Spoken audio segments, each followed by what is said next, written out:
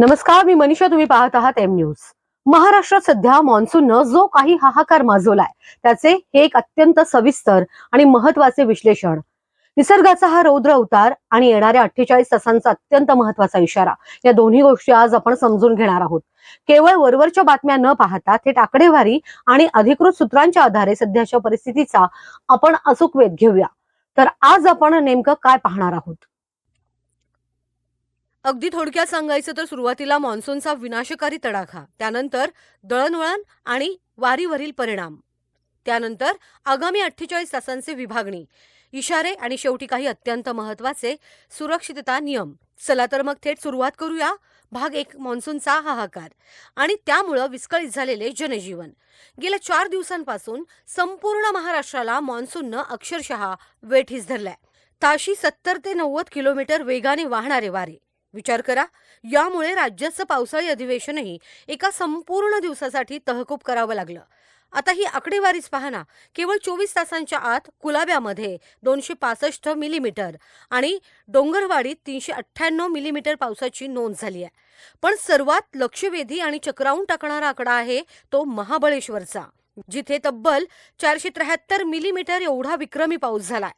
एवढ्या प्रचंड पावसामुळं निर्माण झालेली परिस्थिती खरोखरच धक्कादायक आहे आणि केवळ पाऊसच नाही तर वाऱ्याचा वेगही तितकाच विनाशकारी होता.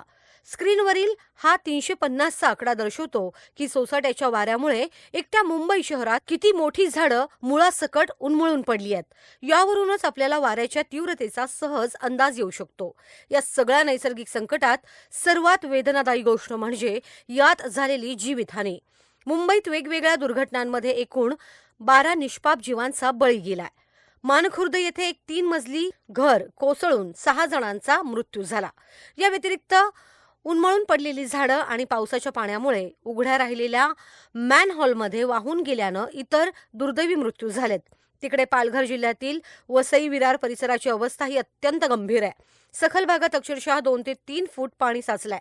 सुदैवानं अग्निशमन दलानं अत्यंत वेगानं सूत्र हलवत राजवळी, मधुबन आणि निर्मळ या पूरग्रस्त भागांमधून तब्बल 222 नागरिकांना सुरक्षितपणे बाहेर काढलाय. अर्थात विरारमधील अनेक भाग अद्यापही पाण्याखालीच आहेत. आता वळूयात भाग 2 कडे. दळणवळण व्यवस्था आणि वारीवर झालेला परिणाम. या महाभयंकर पावसाचा साहजिकच आपल्या राज्याच्या दळणवळण व्यवस्थेवर खूप मोठा परिणाम झालाय. नद्यांना आलेल्या पुरामुळे मुंबई गोवा महामार्ग पूर्णपणे पाण्याखाली गेलाय. पश्चिम रेल्वेची वाहतूक विस्कळीत होऊन गाड्या उशिरानं धावत आहेत आणि मुख्य म्हणजे कर्जत लोणावळा दरम्यान रेल्वे रुळांवर दरड कोसळल्यानं अनेक लांब पल्ल्यांच्या गाड्या पूर्णपणे रद्द कराव्या लागल्यात.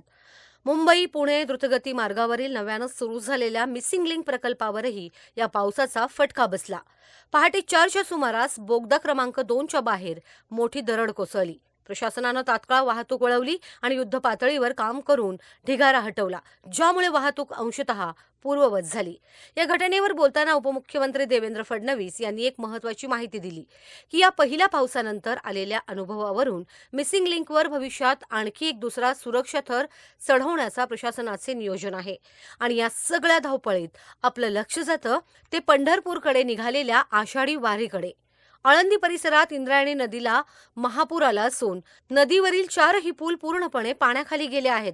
यामुळे लाखो वारकऱ्यांचे हालच होत आहेत आणि सुरक्षेच्या कारणास्तव घाट परिसर पूर्णपणे बंद करण्यात आलाय.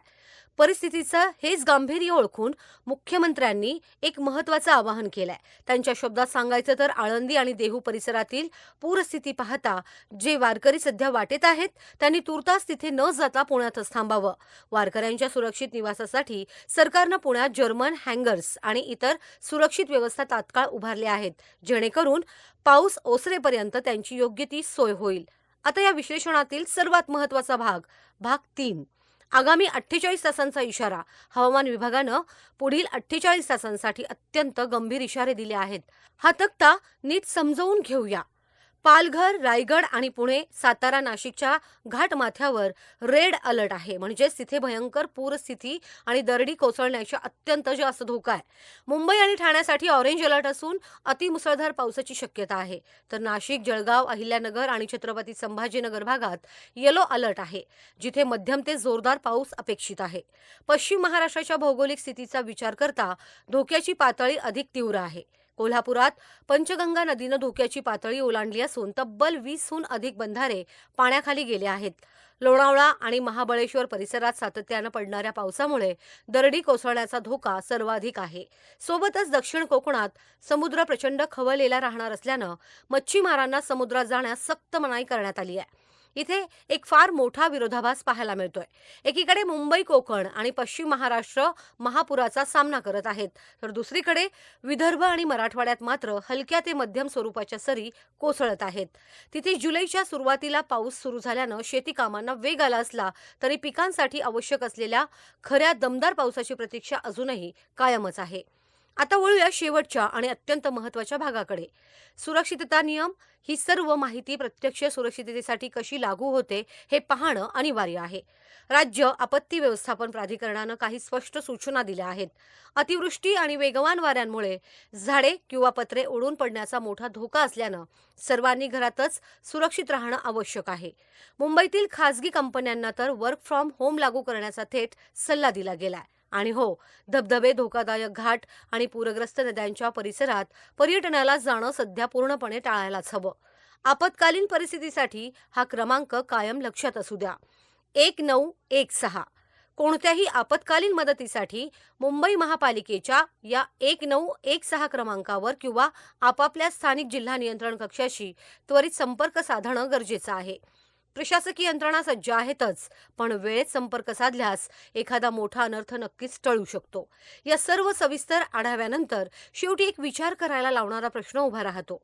दरवर्षी येणाऱ्या या मान्सून संकटाचा सामना करण्यासाठी आपली शहरे आणि आपला पायाभूत विकास खरोखरच तयार आहे का? हवामान बदल आणि वाढत्या शहरीकरणाच्या या वेगात केवळ घडलेल्या घटनेवर प्रतिक्रिया देण्यापेक्षा पूर्वतयारीवर अधिक भर देण्याची वेळ आता आली आहे, हे नक्की.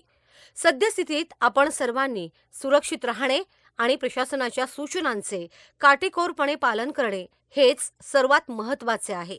सुरक्षित रहा, सतर्क रहा. तुम्हाला हा व्हिडिओ कसा वाटला नक्कीच कमेंट बॉक्समध्ये कमेंट करून सांगा. आणि हो, एम न्यूजला लाईक, सबस्क्राईब आणि शेअर करायला विसरू नका.